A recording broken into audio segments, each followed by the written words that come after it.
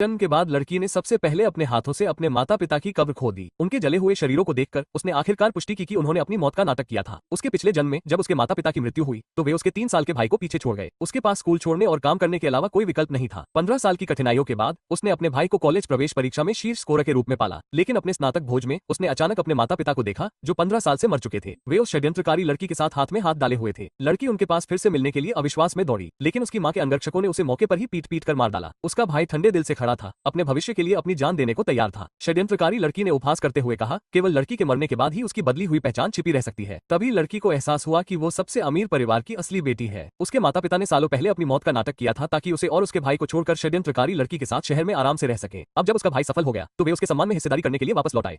उद्धरण चिन्ह। लड़की पछतावे और आक्रोश से भरी हुई मर गई, लेकिन भगवान ने उसका साथ दिया और उसका पुनर्जन्म हुआ। अपने माता पिता के अंतिम संस्कार के दिन पर वापस बिना किसी हिचकिचाहट के उसने ताबूत खोले और जली हुई लाशें देखकर दंग रह गई। गांव वालों ने शोरगुल सुना और दौड़कर आए और उस पर अपने माता पिता की कब्रों को अपवित्र करने का आरोप लगाया। लड़की गांव के मुखिया के सामने घुटने टेक कर बोली कि वह अपने माता पिता को आखिरी बार देखना चाहती है। उसने पूछा कि उसने उसे क्यों बताया कि वे एक निर्माण स्थल से गिर गए थे। जब स्पष्ट रूप से शव जल चुके थे तो मुखिया ने जल्दी से बताया कि वे वास्तव में आग में जलकर मर गए थे। लेकिन जब उसने निर्माण स्थल के मुआवजे के बारे में पूछा तो मुखिया सच को छिपाने के लिए चुप हो गया। उसने चुपके से शहर में उसके माता पिता को फोन किया। कुछ मिनट बाद उसने बताया कि साइट उसे $5000 देगी और उससे अपने भाई की अच्छी देखभाल करने का आग्रह किया। अपने माता पिता की उदारता देखकर लड़की आश्चर्यचकित नहीं हुई, क्योंकि उन्हें केवल उस योजना बनाने वाली लड़की की परवाह थी। अंतिम संस्कार के बाद वो अपने छोटे भाई को अपनी पीठ पर उठाकर शहर चली गई। अगले 15 वर्षों तक उसने उसे पालने के लिए खुद को कड़ी मेहनत की। एक बार फिर वो कॉलेज प्रवेश परीक्षा में शीर्ष स्कोरर बन गया। जिस दिन स्कोर जारी किए गए उनके घर को पत्रकारों ने घेर लिया। टीवी पर अपने भाई का भाषण देखकर वह जानती थी कि उनके माता पिता जल्द ही आएंगे। स्नातक भोज में उसके भाई ने उत्साह से उसे मंच पर आमंत्रित किया। गांव वालों ने उसकी अंतहीन प्रशंसा की, लेकिन अगले ही पल दरवाजे खुले और 15 साल से मृत माता पिता अंदर आए। मेहमान हैरान हो गए और गांव के मुखिया से सवाल करने लगे। वो शर्म से सिर झुकाकर रह गया। माँ भाई को संभालने के लिए दौड़ी, लेकिन जब वो उन्हें पहचान नहीं पाया तो उन्होंने तुरंत लड़की पर ही आरोप लगा दिया कि उसने उसके दिमाग में जहर भर दिया है। लड़की ने ठंडे स्वर में जवाब दिया, उसके माता पिता को मरे हुए 1 दशक से ज्यादा हो गया था और अब वे सिर्फ उसके भाई की इज्जत करने के लिए मौजूद थे। पिता को गुस्सा आ गया और उसने उसे मारने के लिए हाथ उठाया।